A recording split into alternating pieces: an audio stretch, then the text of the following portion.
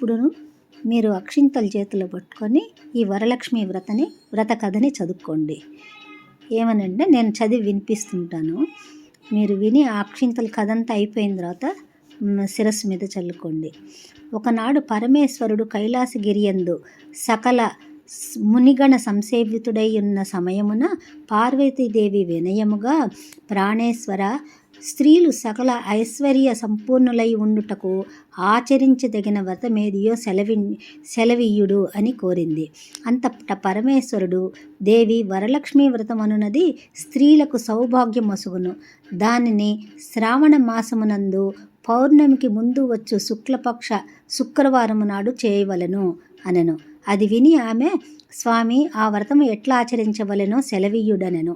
మరియు దానిని పూర్వము ఎవరు ఆచరించి ధన్యులైరో తెలుపగోరెదనెను.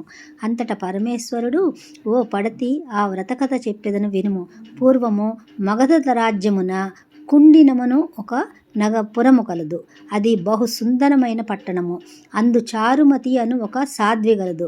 ఆమె సద్గుణములకు మెచ్చి ఆదిలక్ష్మి ఒకనాడు ఆమెకు స్వప్నమున ప్రత్యక్షమై ఆమెతో, చారుమతి, నీ సద్గుణములకు మెచ్చితిని. నీకు వలయు వరములను వసంగు తలపు నాకు కలిగెను. కావున నీవు శ్రావణ పూర్ణిమకు ముందు వచ్చు శుక్రవారము నాడు వరలక్ష్మీ వ్రతము చేయుము. అప్పుడు నీవు కోరిన కోర్కెలు తీర్చెదను అని చెప్పి మాయమయ్యను. వెంటనే ఆమె మేల్కాంచి తన స్వప్న వృత్తాంతమును సవిస్తారముగా భర్తకు నివేదింప, నాతడును మిగులు సంతోషించి ఆమె నా వ్రతమును చేయుటకు ప్రోత్సహించెను. ఆ స్వప్న వృత్తాంతమును తెలిసిన ఆ పట్టణ స్త్రీలు శ్రావణ మాసము కొరకు ఎదురు చూచుచుండిరి.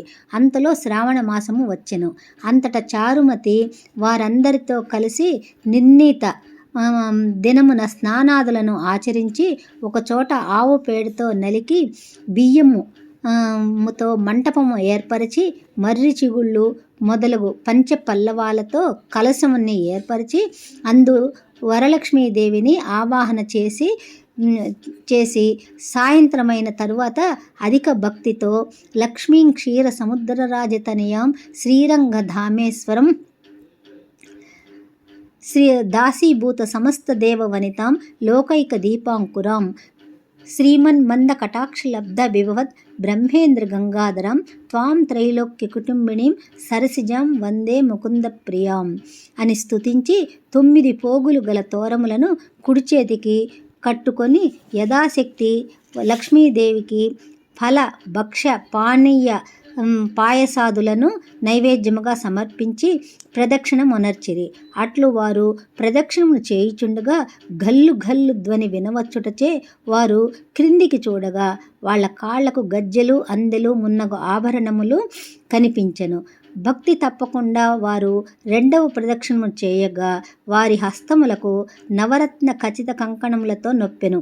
3వ ప్రదక్షిణము చేసినంతనే వారి ఇండ్లు సకల సంవత్సరములు సకల సంపదలతో వృద్ధములయ్యను, చాలా వృద్ధి అయినాయి. పిమ్మట చారుమతి వ్రతమును చేయించిన బ్రాహ్మణులకు యథావిధిగా యథాశక్తిని దక్షిణ తాంబూలములను వసంగి సంతుష్టులను చేసింది.